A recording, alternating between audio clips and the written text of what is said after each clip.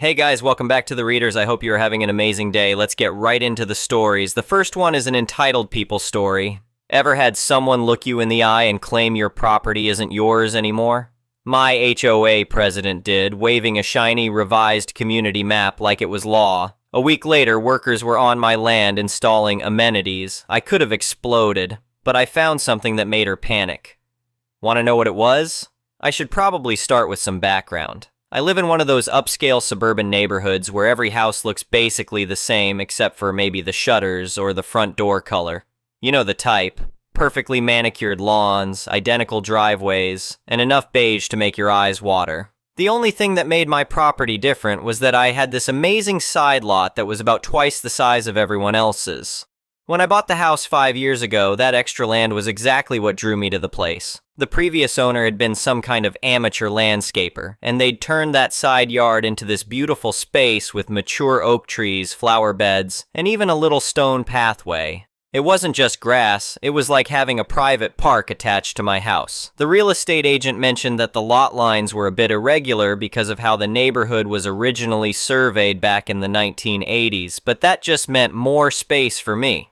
Now, I'm the kind of person who keeps every important document in a fireproof safe. Call it paranoid, but my dad always taught me to hang on to paperwork, especially anything related to property. So when I bought the house, I made sure to keep the original 1980s land survey, the title deed, and every single piece of documentation about the property boundaries. That safe in my basement probably has more papers in it than most law offices. The HOA in our neighborhood was pretty standard when I moved in. Monthly dues, basic rules about lawn care and house colors, nothing too crazy. But about 6 months before this story really starts, we got a new HOA president. I'm gonna call her the Queen Bee because she had this way of talking down to everyone like she was running a small country instead of a suburban neighborhood association. Queen Bee was obsessed with what she called uniformity and community standards. She'd cruise around the neighborhood in her white golf cart with a clipboard, looking for violations. Grass too long, wrong shade of mailbox, holiday decorations up past the deadline. She'd find something to complain about. But what really bugged her was my side yard. I could tell because every time she drove past, she'd slow down and stare at all that extra green space like it personally offended her. The thing is, my yard stuck out. While everyone else had these tiny identical side strips between their houses, I had this sprawling area with actual character. People would walk by just to look at the oak tree, and sometimes neighbors would ask if they could sit on the little bench I'd put under it. Queen Bee clearly hated that my property broke the cookie-cutter pattern she was trying to enforce. For months, she'd been making little comments. At HOA meetings, she'd mention things like, properties that don't maintain community standards, or talk about ensuring equal space distribution for the benefit of all residents.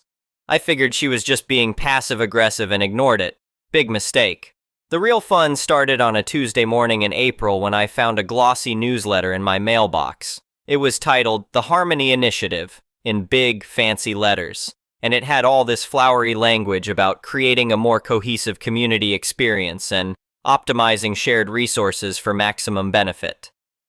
Attached to the newsletter was something called a revised community map. At first glance, it looked like any other neighborhood map. Streets, house lots, common areas marked in different colors. But when I looked closer at my property, something was wrong. The lot lines around my house had been shifted. What used to be clearly marked as my private property was now colored in beige, which according to the legend meant common area. I stared at that map for a good 5 minutes, thinking there had to be some mistake. According to this new version, my beautiful oak tree and about 15 feet of my side yard now belong to the HOA. The property line had been moved to cut right through where my flower beds were planted. My first instinct was to call the HOA office and ask what was going on, but then I remembered Queen Bee and her obsession with my yard, and a little alarm bell started going off in my head. I decided to wait and see what happened next. I didn't have to wait long. The following Tuesday, I was sitting in my kitchen drinking coffee and getting ready for work when I heard voices outside. When I looked out the window, there was a whole crew of people in my side yard. They had a truck, tools, and what looked like construction materials. Two guys were measuring out spaces near my oak tree while a woman with a clipboard was pointing at different spots around my flower beds. I threw on some clothes and walked outside to see what was happening. The coffee was still in my hand because honestly, I was too confused to put it down. "Excuse me," I said to the guy who seemed to be in charge. "What are you doing in my yard?"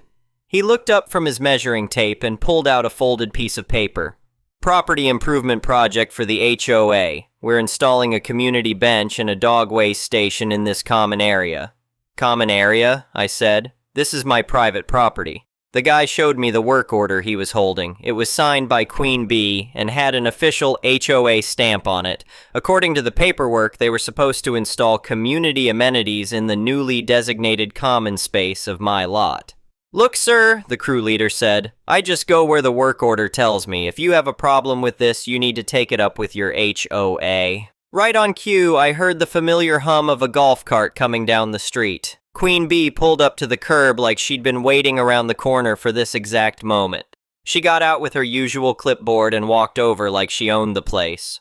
"Good morning," she said with this fake sweet smile.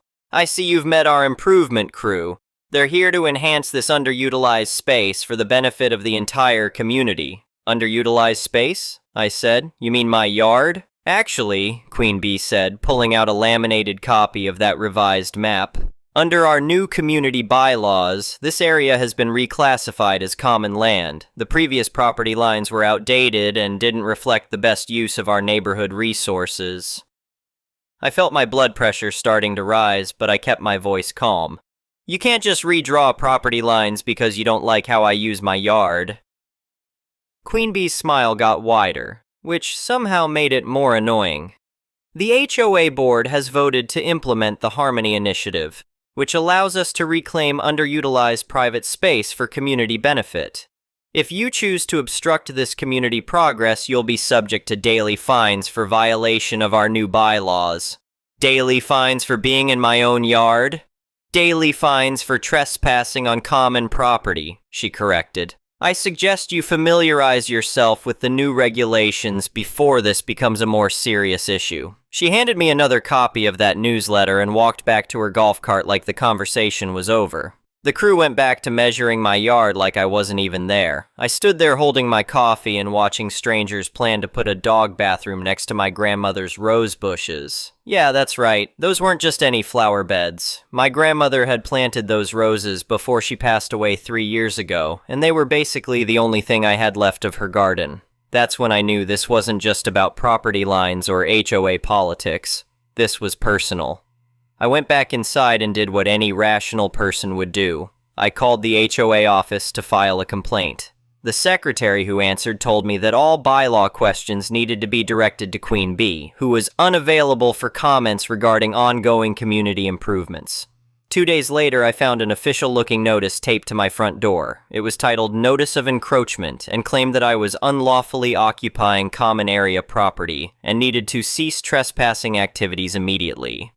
At the bottom, there was information about daily fines that would start accumulating if I didn't comply within 48 hours. But here's where it gets really crazy. The next week, I got a bill in the mail from the HOA landscaping service. They were charging me a maintenance fee for cutting the grass on the strip of land they claimed was now common property. So not only were they trying to steal my yard, but they wanted me to pay them for mowing the grass they stole. I wish I could say I handled this with perfect grace and wisdom, but honestly I was furious. When they started setting up that community bench right in front of my grandmother's roses, I lost it a little bit. I went outside and told the crew they needed to stop what they were doing immediately. The crew leader called Queen Bee, who showed up 10 minutes later with 2 other board members and started lecturing me about community cooperation and accepting change for the greater good. She kept waving around that laminated map like it was some kind of legal document. "This is harassment," I told her. "You can't just decide you want part of my property and then take it." "We're not taking anything," Queen Bee said. "We're simply correcting an outdated property assessment that didn't properly account for community needs. If you have concerns about the new boundaries, you're welcome to present them at the next board meeting." "When is the next board meeting?" 3 months from now," she said with that same fake smile. "In the meantime, I suggest you relocate any personal items from the common area to avoid additional violations." That's when I realized this wasn't about property or community improvement. Queen Bee had planned this whole thing specifically to force me out of my side yard. She figured I'd either give up and accept the new boundaries or get so frustrated with the fines and hassle that I'd move somewhere else. What she didn't know was that I'm exactly the kind of stubborn person who keeps 30-year-old survey documents in a fireproof safe.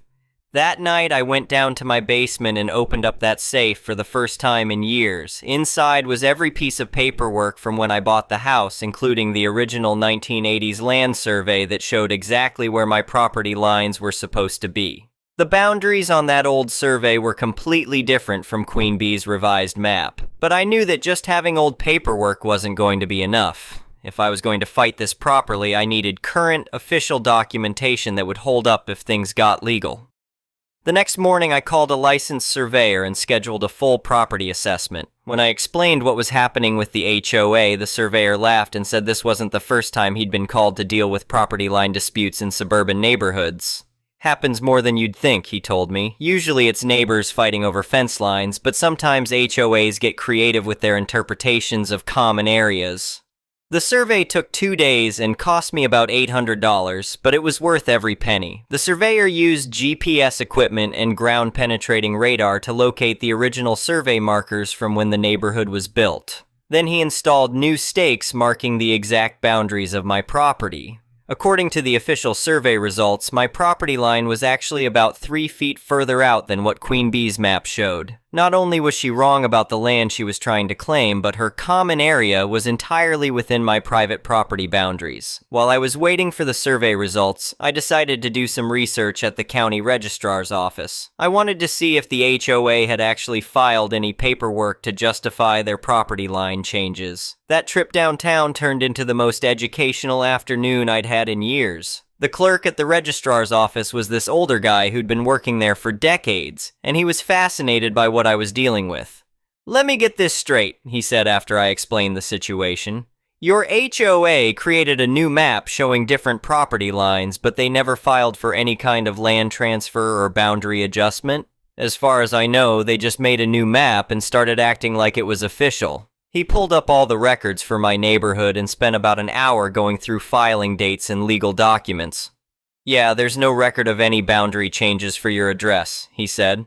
"The last survey on file is from 1987, and that matches what you're describing as the original lines. So what does that mean legally?" "It means your HOA just committed what we call clouding of title," he said. "They're claiming ownership of land they have no legal right to, and they're doing it in official-looking documents. Depending on how far they take this, it could end up being criminal trespass or even fraud." That's when I learned something interesting about the specific piece of land Queen Bee was trying to claim. According to the county records, that strip of my side yard had a drainage easement running through it. For years, I'd been paying out of my own pocket to maintain a small drainage culvert that prevented water from backing up during heavy rains. But here's the kicker. Since Queen Bee had officially claimed that land as HOA common property in her revised map and her legal notices, the HOA had accidentally made themselves responsible for maintaining that drainage system. And according to the county, there was about $15,000 worth of required drainage work coming up in the next 2 years. I left the registrar's office with copies of every relevant document and a much clearer understanding of exactly how badly Queen Bee had screwed up. She wasn't just trying to steal my land, she'd accidentally volunteered the HOA to pay for expensive infrastructure maintenance that I'd been handling privately. The next few weeks were interesting. Queen Bee kept escalating her pressure campaign, sending me notices about continued trespassing and obstruction of community improvements. The daily fines started piling up on paper, though I had no intention of paying them. She also started getting other neighbors involved, telling people that I was selfishly hoarding community resources and preventing improvements that would benefit everyone. A couple of neighbors who didn't know the full situation actually approached me to ask why I was being so difficult about sharing my yard space. But Queen Bee made one crucial mistake during this period.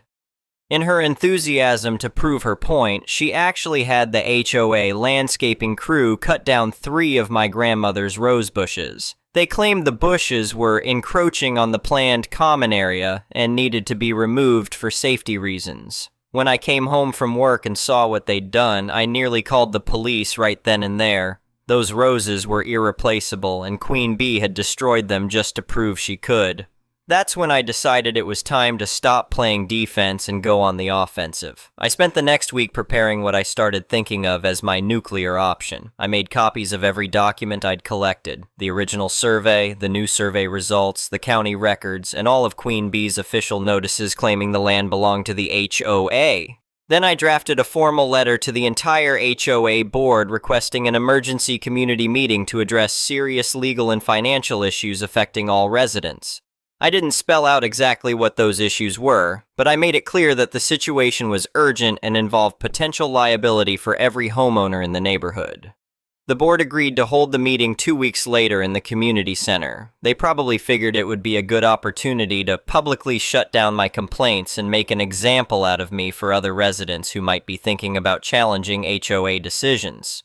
Queen Bee certainly seemed to think that's how it was going to go. She sent out a notice to all residents encouraging them to attend the meeting to learn about property rights and community responsibilities. She clearly expected to use the meeting as a platform to justify her actions and get public support for her land grab. What she didn't expect was for me to come prepared with a full legal presentation and enough documentation to bury her whole scheme. The community center was packed that night. I'd guess about 60 or 70 people showed up, which was way more than usually came to HOA meetings. Word had gotten around the neighborhood that there was going to be some kind of showdown over property boundaries, and people were curious. Queen Bee opened the meeting by giving a presentation about the Harmony Initiative and explaining how the new property designations would enhance community value and provide shared amenities for all residents.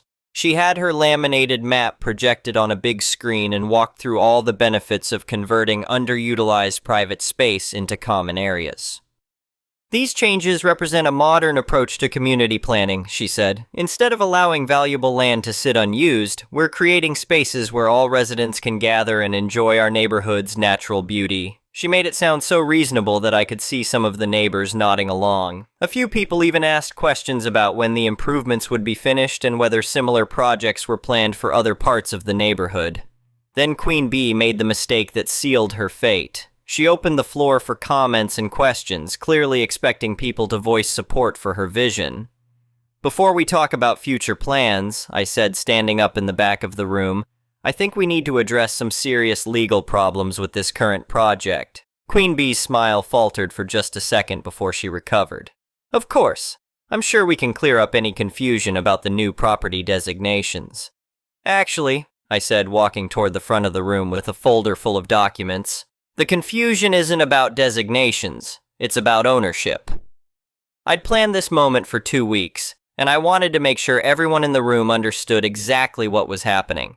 I started by asking Queen Bee to explain how the HOA had acquired legal ownership of the land shown in her revised map. "As I mentioned earlier," she said, "these changes reflect a more accurate assessment of community property boundaries based on current neighborhood needs."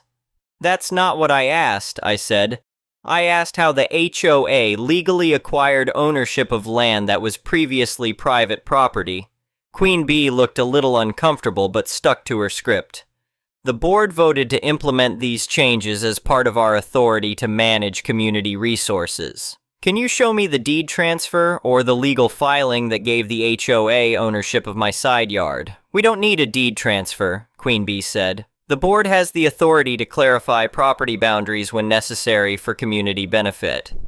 That's when I knew I had her. I pulled out my copy of the original 1980s survey and asked Queen Bee to put it up on the projector next to her revised map. The difference was immediately obvious to everyone in the room. The original survey showed my property line extending well beyond what Queen Bee's map claimed was common area. Not only was her map wrong, but it was obviously dramatically wrong. "This is the original survey from when the neighborhood was built," I explained to the room. "And this is the current survey I had done 3 weeks ago by a licensed surveyor." I handed Queen Bee the official survey results, which confirmed that the original boundaries were still legally valid and that no boundary changes had ever been filed with the county. Queen Bee studied the documents for a moment, and I could see her starting to realize how deep in trouble she was. But she was committed to her position and decided to double down. Survey documents can be outdated, she said. The board has the authority to make necessary adjustments for community benefit. Actually, I said, the board doesn't have the authority to seize private property. What the board has done is commit what the county calls clouding of title, which means making false claims about property ownership in official documents. I explained to the room that the HOA had no legal right to redraw property boundaries, and that by claiming ownership of my land in official notices, they potentially committed criminal trespass. But the real bombshell came when I mentioned the drainage liability. Here's something else everyone should know, I said. By claiming this piece of land as common property, the HOA has made itself responsible for maintaining the drainage system that runs through it. According to the county, that's going to cost about $15,000 over the next 2 years. You could hear the room get quiet as people started doing math in their heads. $15,000 split among 60 households meant an extra $250 per family in HOA dues. Furthermore, I continued, since the HOA has damaged private property during this project, including cutting down mature rose bushes without permission, they're liable for replacement costs and potentially punitive damages. Queen Bee was looking panicked now, but she tried to maintain control of the meeting. These are all allegations, she said. Until proper legal review. I've already had proper legal review, I said. I've consulted with the county registrar, a licensed surveyor, and a property attorney. The HOA has no legal claim to this land and no authority to make the changes that have been implemented. Then I played my final card. I'm prepared to offer the board a choice, I said, addressing the room instead of just Queen Bee. You can sign a notarized admission that the revised property map was created in error, pay for the landscaping damage at triple replacement cost, and remove me from any fines related to this issue. Or I can file a lawsuit that will probably bankrupt the HOA's insurance policy and force everyone's dues to triple just to cover legal costs. The room was completely silent for about 10 seconds. Then one of the other board members, a guy I'd barely spoken to before, raised his hand. Can we have a quick board discussion? He asked. Queen Bee clearly didn't want to give up control, but the other board members were already walking toward a corner of the room for a private conversation. I could hear heated whispers and saw a lot of head shaking. After about 5 minutes, they came back. The guy who'd asked for the discussion stood up and addressed the room. After reviewing the documentation that's been presented tonight, he said, the board acknowledges that there were errors in the revised property map. We're prepared to correct those errors and work with the affected property owner to resolve this issue. Queen Bee looked like she'd been slapped. We are not prepared to... Yes, we are, another board member interrupted. This has gone far enough. What happened next was beautiful to watch. The other board members basically threw Queen Bee under the bus to save themselves and the HOA from financial disaster. They voted right there in front of everyone to rescind the revised property map, remove all fines related to the dispute, and authorize payment for the landscaping damage. Queen Bee tried to maintain that the board was caving to pressure from a selfish property owner, but nobody was listening to her anymore. People were too busy being relieved that their HOA dues weren't about to triple because of her property grab scheme. The meeting ended with Queen Bee storming out while the other board members tried to do damage control with the neighborhood residents. Within a week, she'd resigned from the board entirely after several other residents started questioning her other decisions and expense reports. The new board president was that guy who'd asked for the discussion. He turned out to be a retired accountant who was much more interested in keeping the HOA functional and legally compliant than in pursuing personal vendettas against property owners. A month later, I used the settlement money from the landscaping damage to install what I like to call my spite fence. It was exactly 6 feet tall, 1 inch shorter than the height that would have required board approval, and it perfectly outlined my actual property boundaries. Nothing illegal or against HOA rules, but it made very clear where my land ended and where community property began. I also replanted my grandmother's rose garden and added a small plaque dedicating it to her memory. The new board actually sent me a nice letter saying they thought the memorial garden was a beautiful addition to the neighborhood.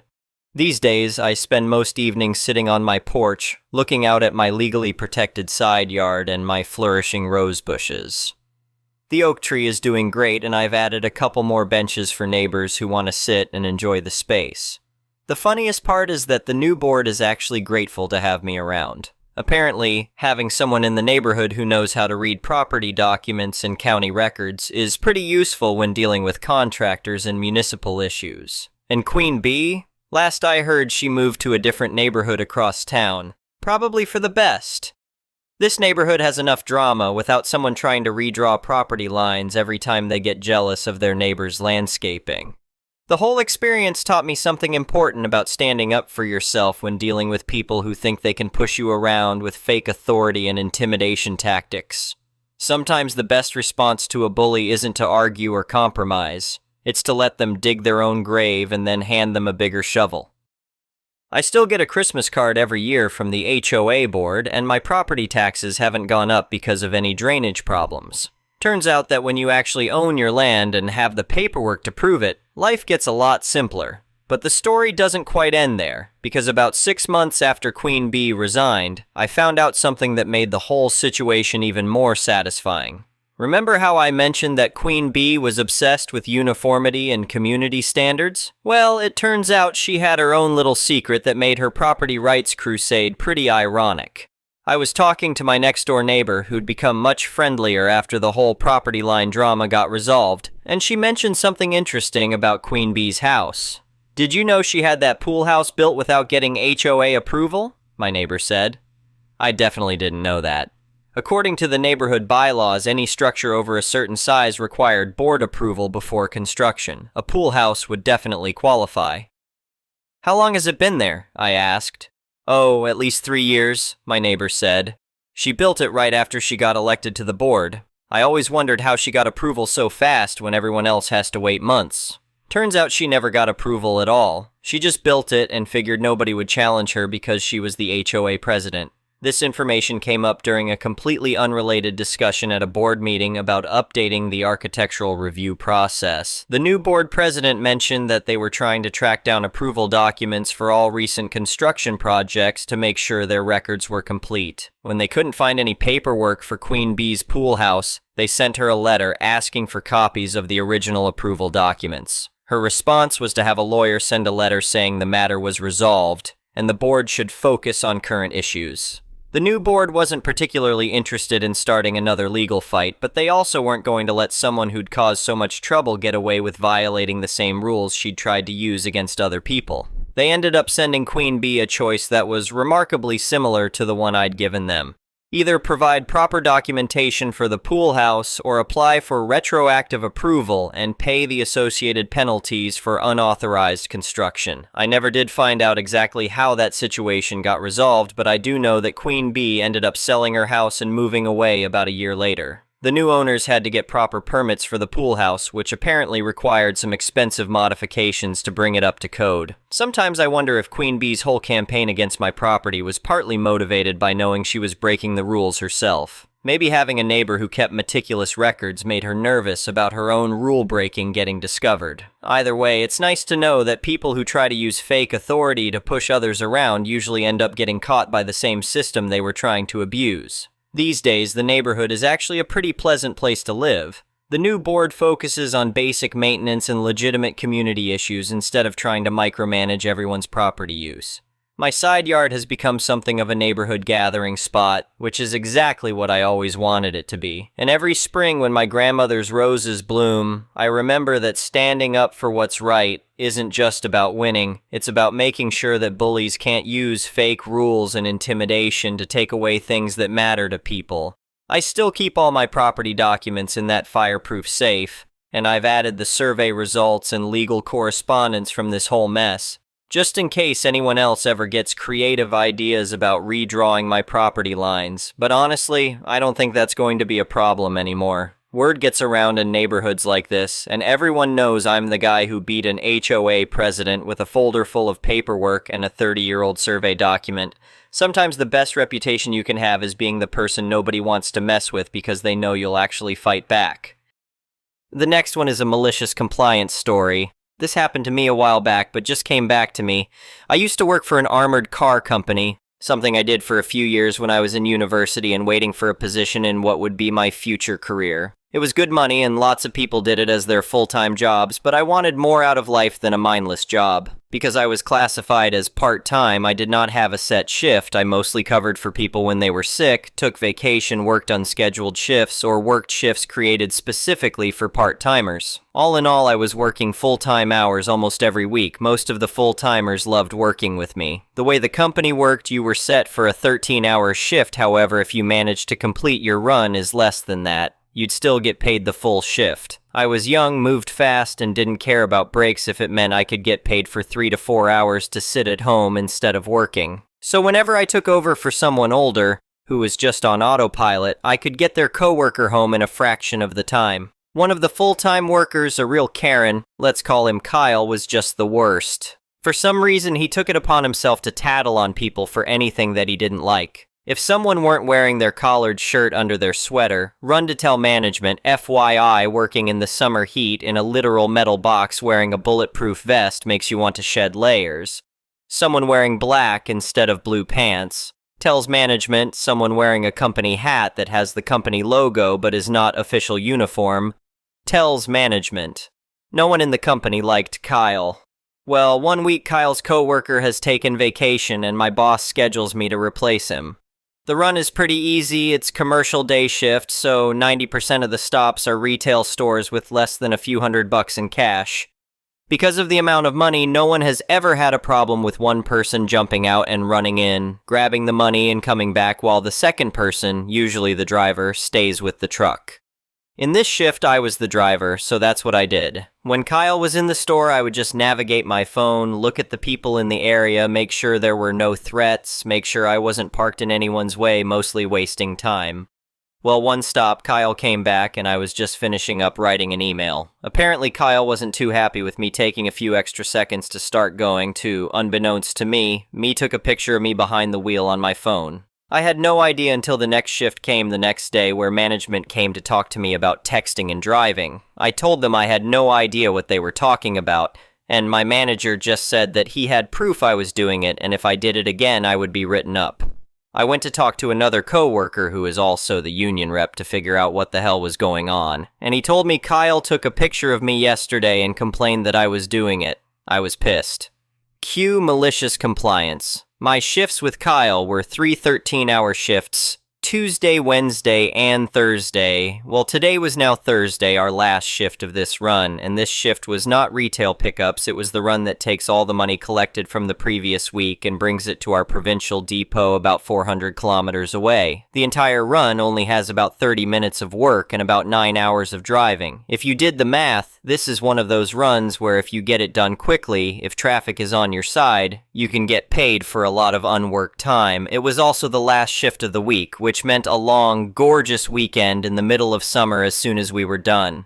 Well, I was going to make sure this shift lasted as long as possible. If he didn't want me to break any rules, I'd make sure I obliged. I drove exactly the speed limit the entire way. I even stopped for our 1-hour lunch break, which is given to us, but I had not witnessed anyone take in the years I'd been here because of the rules we had about pay. In fact, we were so behind, we reached the major city our depot was located in right at rush hour, something our early start time was designed to prevent. All in all, what should have taken about 9 hours to do ended up taking 14, an extra 5 hours where he just had to sit there and watch me in silence. To make things sweeter, a few times during the shift he had to call his wife and let him know he wouldn't be home early enough to go to the cottage and they would have to leave the next day instead. I heard from other workers how furious he was and how I'd ruined his plans for the weekend and all I could do was smile. Anyway, thank you for watching.